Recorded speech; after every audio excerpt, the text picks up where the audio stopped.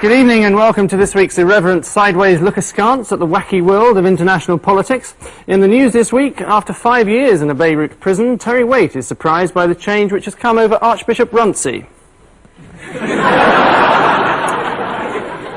In Iran, as a result of a rather badly drawn placard, the Ayatollahs place a death sentence on Woody Allen.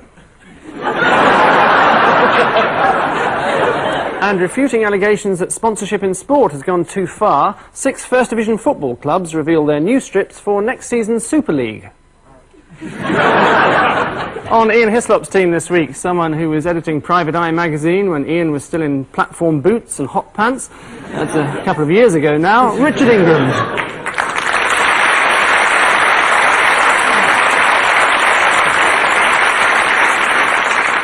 And with Paul Merton this week, we were expecting to be joined by the well-known, controversial Sun columnist, Ken Livingstone, but sadly he's busy putting the final touches to 20 Things You Never Knew About Linda Lusardi. So instead we've got someone completely different, the well-known, controversial Sun columnist, Richard Littlejohn.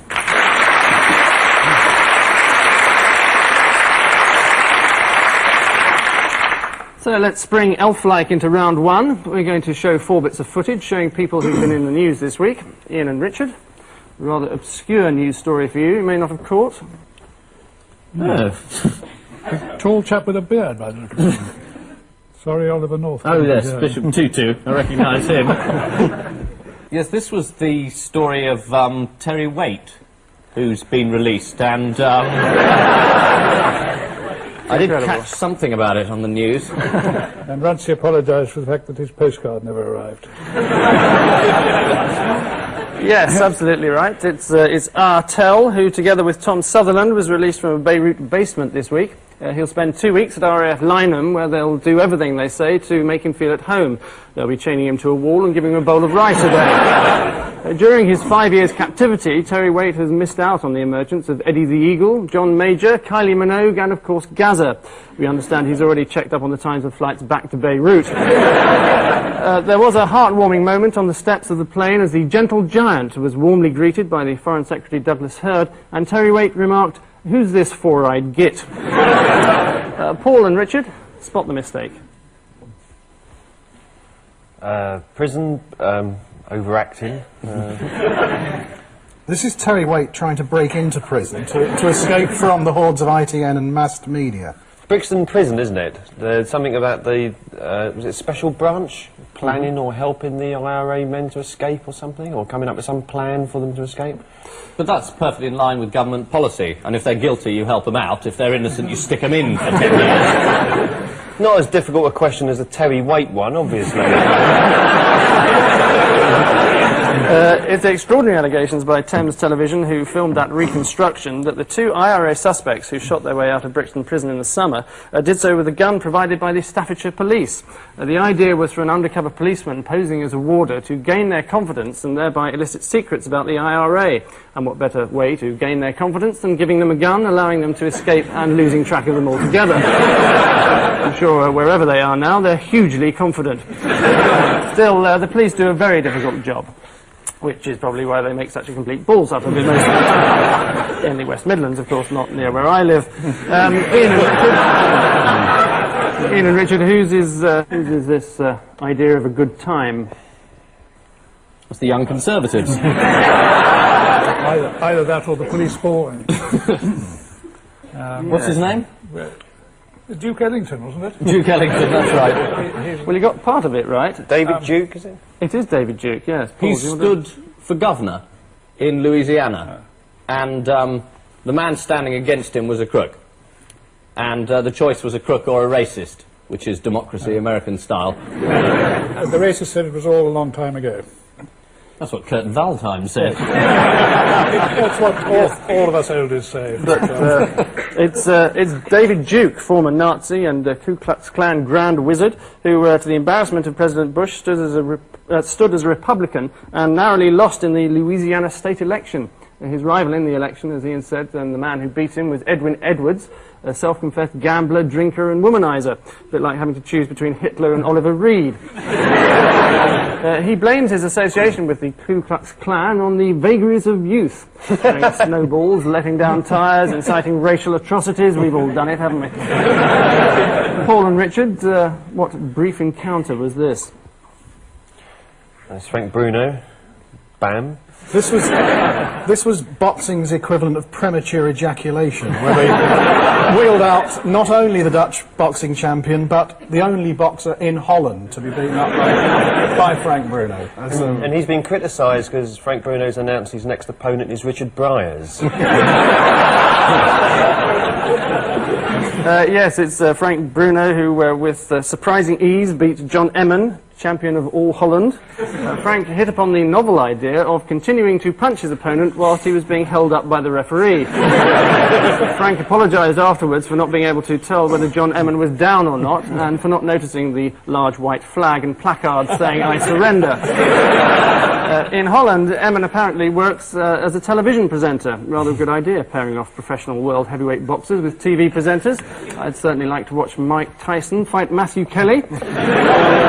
And so at the end of that rollicking round, well, I can tell you that Ian and Richard have a rather limp 4, and Paul and Richard have a sturdy 5.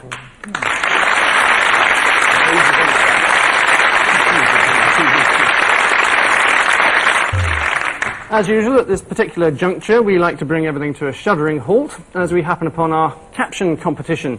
Each team is confronted with a photograph. Paul and Richard, this is yours. Ian and Richard, this is for you. And by the end of the programme, you are unfortunately obliged to come up with a frighteningly spontaneous selection of rib-tickling captions.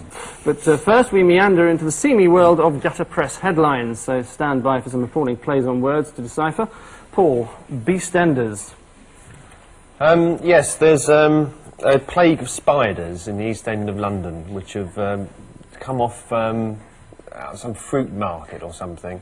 But some sort of spiders are running amok around council estates with cans of aerosol paint and joyride in that sort of thing.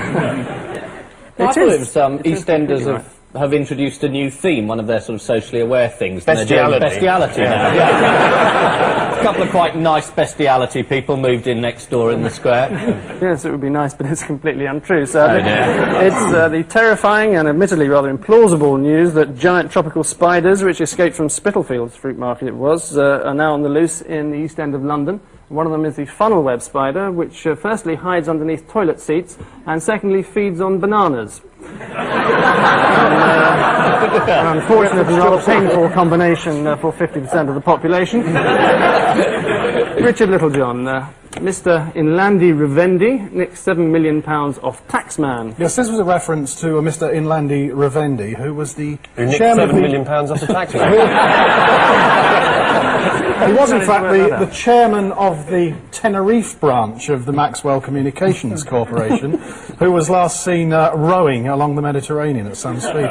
Now, what it was, in fact, this is a revival of old Fleet Street practices, where a number of cheques had gone missing, and they were all made out to the Inland Revenue, and the thieves rewrote the names so that they were made out to pay Mr. Inlandi Ravendi £7 million, pay Mr. and Mrs. VAT Office £8 million, and with the scrutiny for which they are renowned, the Post Office and asked for no identification and coughed up, and there was something like £7 million went missing altogether in this scam. Absolutely right. So don't try that at home, everybody. Well, I imagine it won't be very long before Mr. Ravendi gets a visit from Mr. Fraudy Squaddy.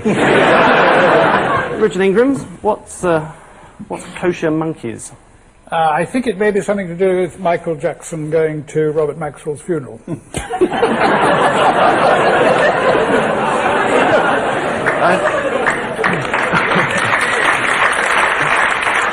you can certainly have a point for that. Is that the menu? It's about as far away from the story as you can get. It's a suggestion by hardline Rabbi Yusuf of Vardia that in order to avoid any kind of activity on the Sabbath, Orthodox Jews should train monkeys to perform basic household tasks. Among the simple tasks forbidden on the Sabbath are switching on lights, turning on the cooker, and driving cars. So the next time you're cut up at the lights by an orangutan in a Mercedes, blame the rabbi in the back seat. What about burying extremely large publishers? Is Oh, I say. that forbidden on the Sabbath? No, I think it's encouraged. Oh, right. And finally in this round, Ian, is your hamburger made in Hamburg? Oh, this is the standard EEC question, saying that you can only have produce that is genuinely made in the place, so you're only allowed to sell hamburgers if they taste like cardboard. No, if they're made in Hamburg. Yes. And you can only eat sandwiches in Sandwich. Yes. And you can only wear Wellingtons in Wellington. And so on and so It's all on. part You of only the wear a Dutch DC cap in as well. Amsterdam.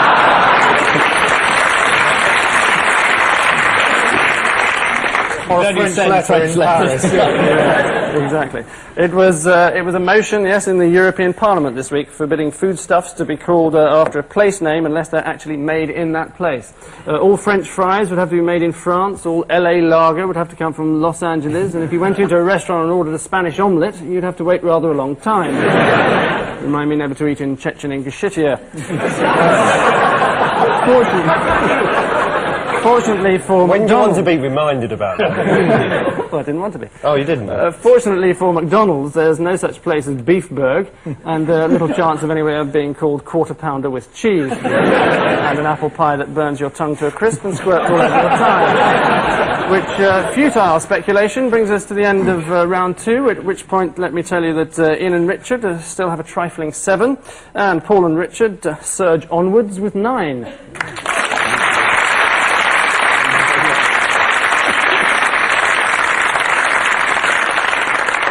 And so we encounter the mayhem that is round 3. Each team gets a montage of visual clues, which along with an appropriate soundtrack relates to a major story of the week. But which one? Ian and Richard, what's this all about? Boris Yeltsin. It's the staff of the Sun newspaper. They're investigating a story. Oh, it's the sewer. It is the Yes, Sun. it is the Sun. But, that's one of their chief reporters. That's cocaine. Yes. Or is it Pepsi? And here's the editorial board in session. Editorial board of the Independent.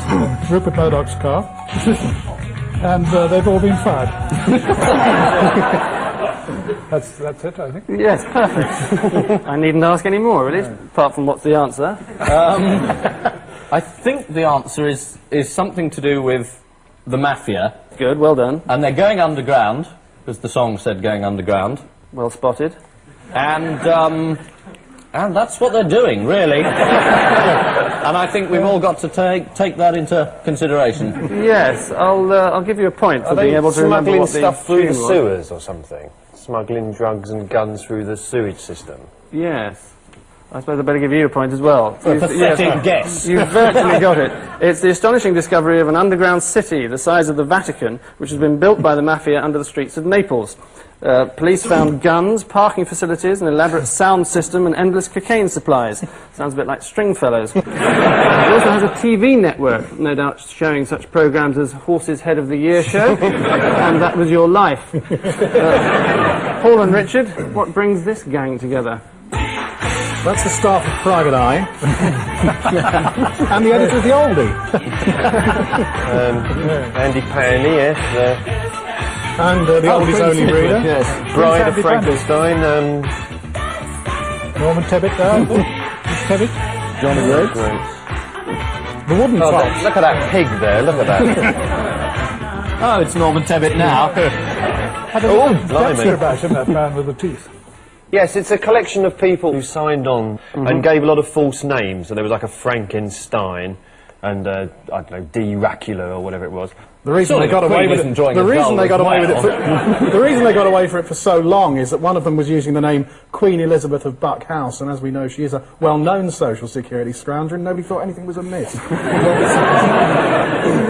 Well, while they just cart you off to the tower, I'll tell you, yes, I'll give you a couple of points for that. It's all about false names given by people who sign on for the dole while holding down a job at the same time. Apparently payments have recently gone out to Frankenstein, Dracula, Andy Pandy, Snow White, John O'Groats, and the Wooden Tops. But what blew it was when one of the DSS officials noticed that Snow White had put in an unreasonably large claim for child benefit. Well, now it's time to ascend the ladder of yesteryear to the attic of magical memories and open the battered old suitcase marked useless old films thrown out by BBC News. The 2 brief bouts of election fever for you each, Ian and Richard. What happened next? Even foreign secretaries have to play the game at election time, and Sir Geoffrey Howe, on a trip to Yorkshire, didn't always find the going very easy. Hope we'll have your support on the 11th. And he was the first man to fall asleep while on a walkabout. You don't know the answer to this. Those balloons burst. Well, let's just have a look. Inevitably, there were babies, they got smiles rather than kisses, and then there were dogs. Again, Sir Geoffrey kept his reserve, unlike one party colleague. I'm not going to take this down.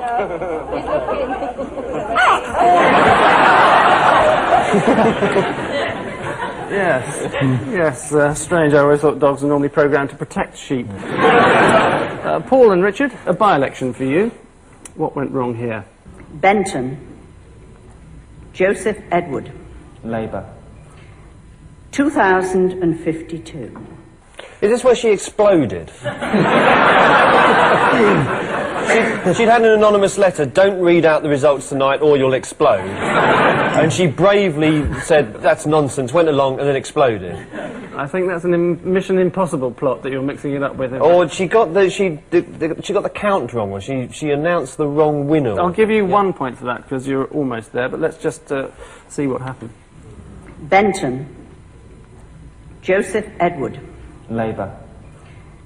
2052. Sorry, 22! Yes, we saw the returning officer there at the brutal by-election last year, confusing 2,000 with 22,000.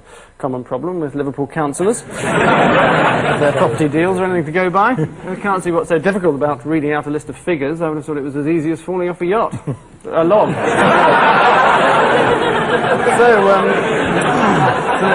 At the end of that crusty old round, Ian and Richard are still floundering with 8, and Paul and Richard have reached the dizzy heights of 13.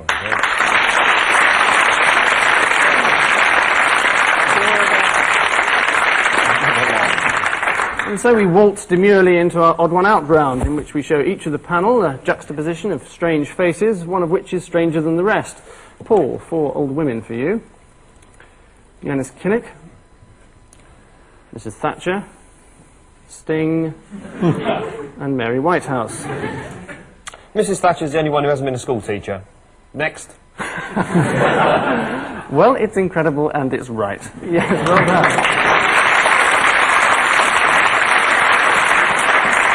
It's Mrs. Thatcher, former Education Secretary, as all the others used to be teachers, whereas her former job as a food chemist led her to invent instant whip. So she has more than we thought to answer for. Mary Whitehouse was a teacher. Let's hope she didn't teach biology. Now, children, between the rib cage and the upper thigh is a good stout pair of underpants. Richard Littlejohn, an eccentric combination for you. David Owen, David Icke, David Nellis, and the popular beat combo, the Proclaimers. Could be religious. David Owen thinks he's God. David Icke thinks he's the son of God. No, I'll tell you what I think this is. I think that David Owen is the only one who's paid his poll tax. And you'd be absolutely right. It is. David Owen is the only one prepared to pay his poll tax.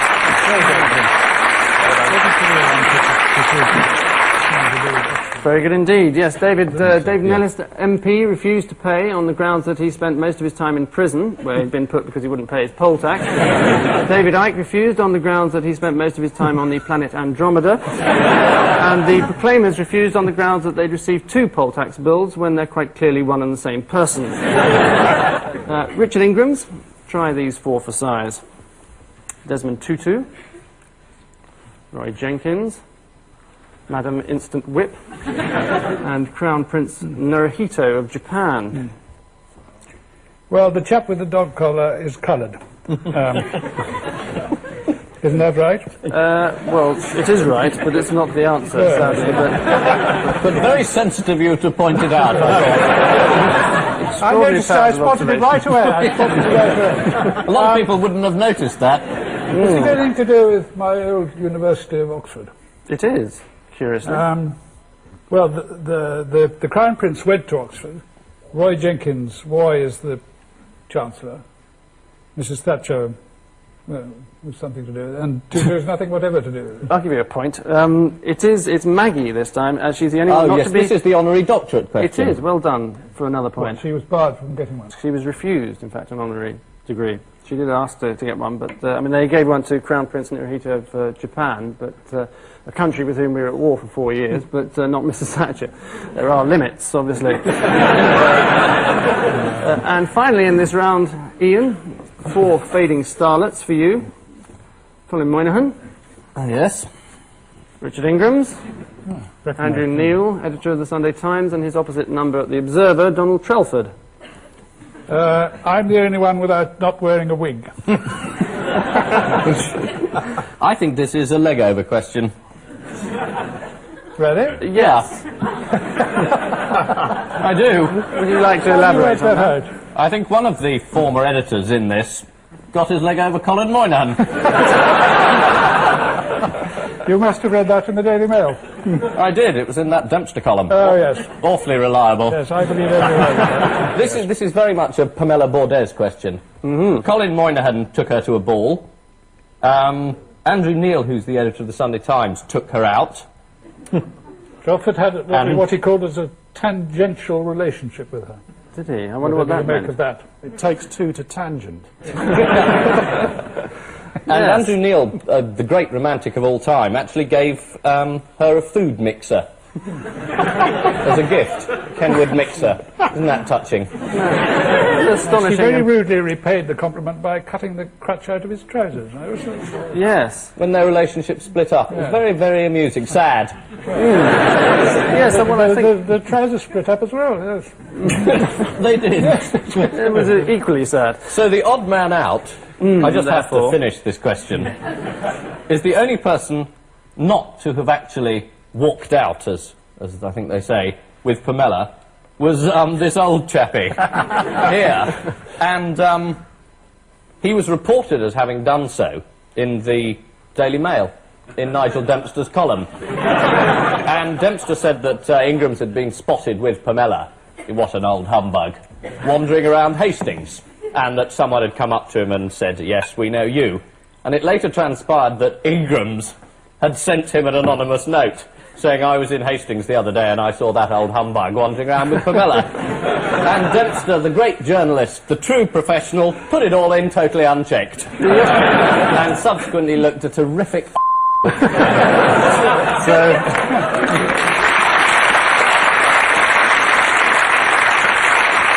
Yes, I think that's the fullest answer we've ever had on this programme. I was about to book a wake-up call.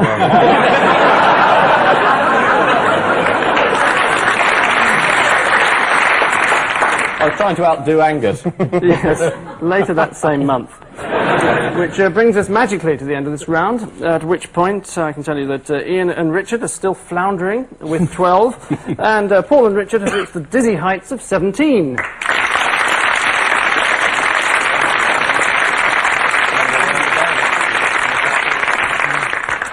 And so now to the cataclysmic finale that is our missing words round. Each team is shown a set of headlines of the week, but with 1 or 2 words missing. The team has to identify the words or provide a better alternative. Ian and Richard, you're currently second, or last, as we like to say on this show. So now's your chance to catch up. Right. Why Major must what for Britain? Resign. I was going to say quit, it would fit into the space. Dither. No, he already does that. Bat is the answer. Next, Rushdie has what cut off? Head. Electricity? Phone. Phone is correct. Well done. Well jumped in. Next, Thatcher swallows her what? Handbag. Successor. Successor, I think it is. Not as far as I know. Pride is the answer. Next, A cyanide capsule would have been nice, wouldn't it? it's wishful thinking. Next, who in line for cabinet? Janet Street Porter. Dennis Thatcher. It's a drinks cabinet. Well, I'll give you 1 for Janet Street Porter. Women is actually the answer. Yeah, there you are. And Yeah. finally, Scott's future lies in what, says Major? England. Certainly not. Union is in fact the answer. So I suppose it was almost right. So you can now take a back seat while Paul and Richard step up to their marks. Di proves that she's a what? Tart. Essex girl. Oh, Essex girl. Sort of headline you'd have in the Sun.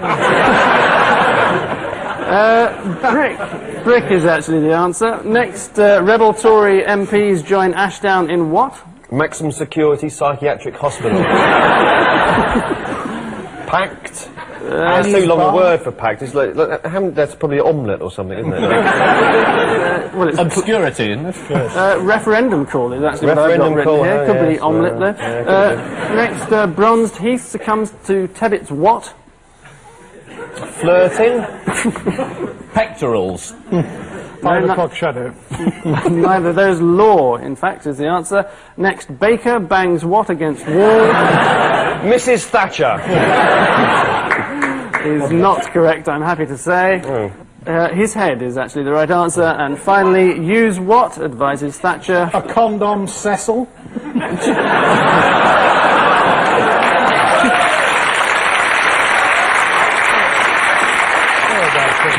No, it isn't. It's a cricket bat. No, it isn't. So there we are. And after that nimble demonstration of verbal abuse, the result of it all is that this week's bad pennies are Ian and Richard with 13, and this week's shining sixpences are Paul and Richard with 19.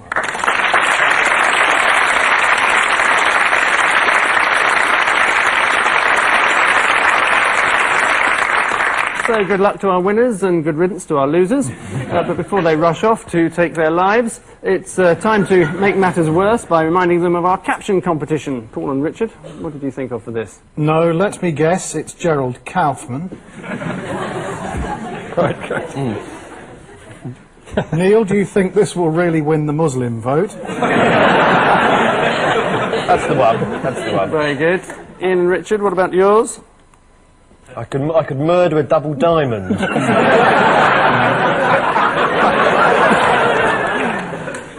Could you spare one of your husbands? Didn't we meet at the Betty Ford Clinic?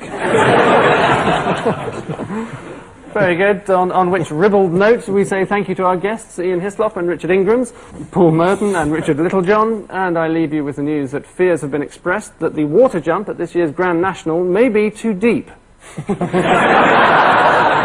And meanwhile, in Los Angeles, Steven Spielberg is to produce the first environmentally friendly sci-fi adventure movie, Robo Swan. Some heartwarming news from Hollywood as Brigitte Nielsen shows her new look after yet more cosmetic surgery. And finally, following his victory over John Emmon, Frank Bruno poses for pictures with his next opponent. Good night.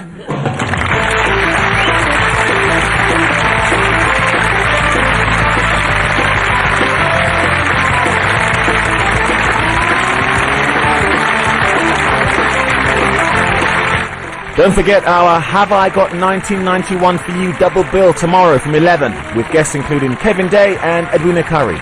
Next tonight though, Forensic File.